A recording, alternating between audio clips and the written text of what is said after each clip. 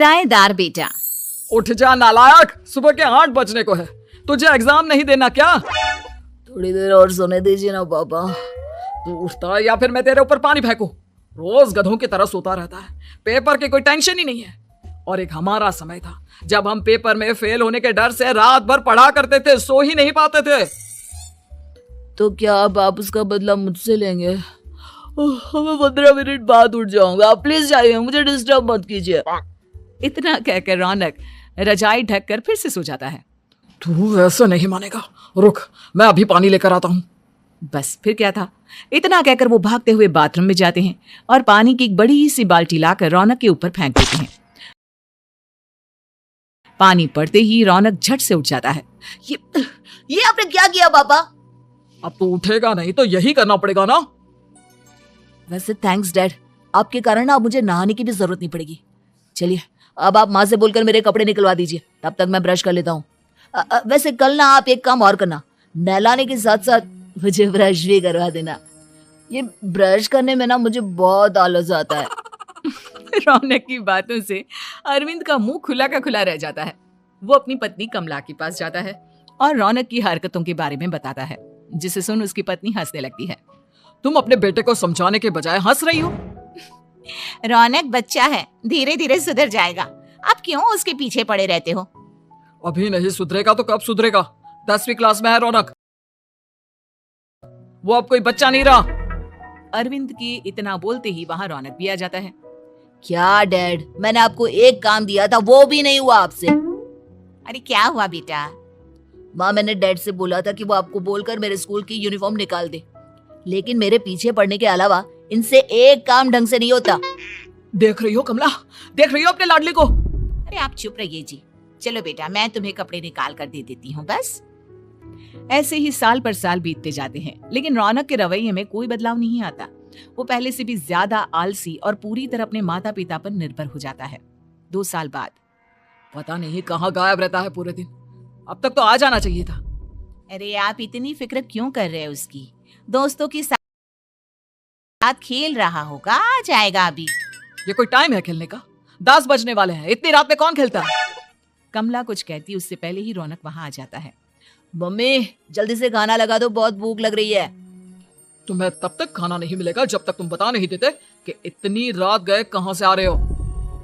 O please dad, अब आप AC पे प्रद्युमन बनकर मेरे सर पर बंदूक लेकर मत बैठ जाना। अपनी फालतू की बकवास बंद कर और बता कहां से आ रहा है। माँ अब समझाइए ना डैड को। बता देना बेटा, इनको भी तसल्ली हो जाएगी। आप बोल रही हैं तो बता देता हूँ, मैं दोस्तों के साथ मूवी देखने गया था, इसलिए देर हो गई। तो इन सब चीजों में मेरे पैसे उड़ाता है? कभी 1 रुपया कमाने के बारे में सोचा है तूने? जब देखो हवा की तरह पैसे उड़ाता रहता है। माँ अब आप इन्हें चुप करा दीजिए, वरना ना मुझे गुस्सा आ जाएगा। अच्छा क्या कर लेगा? बता ना, क्या कर लेगा तू?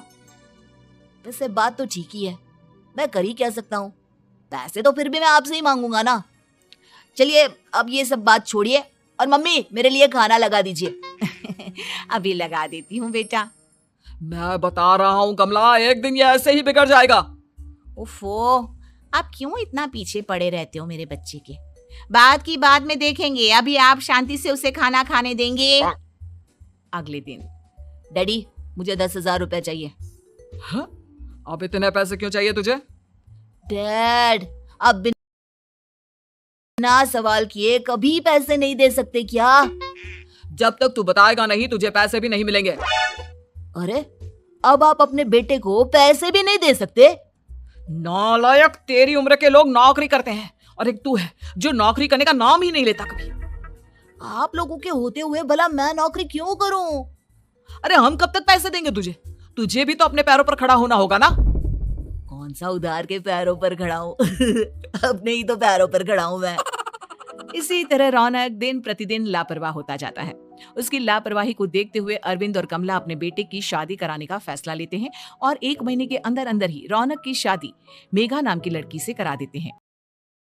शादी के कुछ दिन बाद, रौनक मुझे एक अच्छी सी साड़ी चाहिए, आप ला दोगे ना? हाँ क्यों नहीं, कितने तक की आती है साड़ी? यही करीब 5,000 तक की। तुम चिंता मत करो, मैं आज ही डैडी से पैसे मांगकर तुम्हारे लिए साड़ी ले आऊंगा। आप कब तक ऐसे ही अपने पापा से पैसे मांगते रहेंगे? कोई अच्छी सी नौकरी क्यों नहीं कर लेते आप? अरे डैड के होते हुए मुझे नौकरी करने की जरूरत ही क्या है? पर आप ऐसे कब तक उनसे पैसे मांगते रहेंगे? कुछ आपको अपने दम पर भी तो करना होगा ना। अब तुम भी बाकी लोगों की तरह मुझे ज्ञान देना शुरू मत कर देना। साड़ी चाहिए ना तुम्हें, मिल जाएगी बस। इतना कहकर रौनक अपने पिता से पैसे मांगने चला जाता है। डैडी, मुझे 5,000 रुपया चाहिए। अब 5,000 क्यों चाहिए तुझे? वो मेघा को साड़ी चाहिए थी। अरविंद आगे बिना कुछ कहे चुपचाप उसे पैसे निकाल कर दे देता है। कुछ दिन बाद तुम्हें नहीं लगता कमला, रौनक हम पर पहले से भी ज्यादा डिपेंड हो गया है? मुझे तो अब उसके भविष्य की चिंता होने लगी है। कल को हमें कुछ हो गया तो वो क्या करेगा? काश तुमने पहले ये सोच लिया होता तो आज हमारा बेटा इतना लापरवाह नहीं होता। तब मुझे कहाँ पता था कि मेरा लाड़ प्यार उसे इतना बिगाड़ देगा कि वो इस हद तक लापरवाह बन जाएगा। कोई बात नहीं, अभी भी देर नहीं हुई। मुझे पता है उसे कैसे सुधारा जा सकता है। कैसे? अरविंद कुछ कहता उससे पहले रौनक वहां आ जाता है और पैसों के लिए हाथ फैलाने लगता है। डैड, मैं और मेघा बाहर घूमने जाना चाहते हैं। अरे वाह, ये आज सूरज कहाँ से निकला है? Dad please. अच्छा चलो अब मुद्दे की बात करो। मुझे अब 25,000 चाहिए। अब तुम्हें 1 रुपया भी नहीं मिलने वाला। अगर तुम्हें पैसों की इतनी ही जरूरत है तो कोई ढंग की नौकरी कर लो। मम्मी, आप कुछ कहिए ना डैड को। बेटा, वो गलत क्या बोल रहे हैं? ये सब हम तेरे भले के लिए ही तो कर रहे हैं। मम्मा, मैंने बताया ना आपको, मुझे नहीं करनी कोई जॉब वॉब। तो ठीक है, निकल जाओ हमारे घर से। तुम्हारे जैसे लोगों के लिए मैंने ये घर खड़ा नहीं किया है। जितना ये घर आपका है ना, उतना ही मेरा भी है। मैं कहीं नहीं जाने वाला। जाना तो पड़ेगा ही तुझे, क्योंकि अब मैं तेरा कोई भी खर्चा नहीं उठाने वाला। ठीक है, मत उठाइए मेरा खर्चा, मैं अपने दम पर भी जी सकता हूँ। तो बेशर्मों की तरह अब तक यहाँ क्यों खड़ा है? अपना सामान ले आओ, निकल जाए यहाँ से। रौनक पैर पटकते हुए वहां से चला जाता है। घर से निकालना जरूरी है क्या उसे? बिना पैसों के कौन रखेगा उसे किराए पर? अगर उसका भविष्य सुधारना है तो हमें अपने दिल पर पत्थर रखकर ये कदम उठाना ही होगा। दोनों बात कर रहे होते हैं कि रौनक अपनी पत्नी के साथ एक बड़ा सा बैग लेकर घर से निकल जाता है, लेकिन घर से बाहर उसे कोई भी मुफ्त में अपने घर किराए पर नहीं रखता। अंत में थक हार कर वो फिर से अपने घर चला जाता है। क्या हुआ? थोड़ी देर पहले तो दहाड़ते हुए घर से निकला था, अब क्या हुआ? नहीं रखा ना किसी ने तुझे किराए पर? डैड प्लीज, मैं कुछ दिनों में कोई अच्छी सी नौकरी शुरू कर दूंगा। आप तब तक तो हमें रख लीजिए प्लीज। सुबह से रात हो चुकी है लेकिन कोई हमें रखने को राजी नहीं है। अब आप ही बताइए, इतनी रात को मैं मेघा को लेकर कहाँ जाऊंगा? ठीक है, बहू की वजह से मैं तुझे घर पर रख रहा हूँ, लेकिन तू इस घर में एक बेटे की नहीं बल्कि एक किराएदार की हैसियत से रहेगा। 3 महीने हैं तेरे पास। इन 3 महीनों के अंदर अंदर मुझे तेरी पहली तनख्वाह हाथ में चाहिए, समझ गया? पक्का डैड, इन 3 महीनों के अंदर अंदर तो कोई बढ़िया सी नौकरी ढूंढ ही लूंगा मैं। ऐसे ही धीरे धीरे समय बीतने लगता है और अरविंद के दिए 3 महीनों में से 2 महीने बीत चुके होते हैं। पापा जी ने हमें 3 महीने दिए थे, जिसमें से 2 महीने तो बीत चुके हैं। अब ये आखिरी महीना बचा है।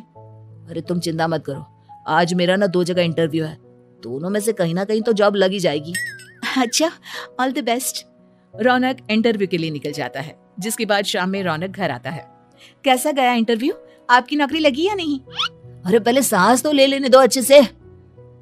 बताइए ना, मुझसे तो जरा भी इंतजार नहीं हो रहा है। वो दरअसल बात यह है कि मेरी नौकरी तो लग चुकी है लेकिन पैसे बहुत कम है। कितने पैसे हैं? 15,000। इतने में अरविंद और कमला मिठाई का डिब्बा लेकर आ जाते हैं। बधाई हो बेटा। हम जानते थे तेरी जॉब जरूर लगेगी। लेकिन मेरी सैलरी बहुत कम है मम्मा। कम है तो क्या हुआ, धीरे धीरे बढ़ जाएगी। हाँ बेटा, हम तो बस चाहते थे कि तू अपने पैरों पर खड़ा हो जाए। मतलब अब आप मुझे घर से नहीं निकालेंगे?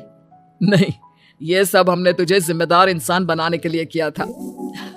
थैंक यू मम्मी पापा, अगर आप दोनों ऐसा नहीं करते तो मुझे कभी अपनी जिम्मेदारियों का एहसास तक नहीं होता। आज आपने मुझे सिखा दिया कि इंसान का अपने पैरों पर खड़ा होना भी जरूरी होता है।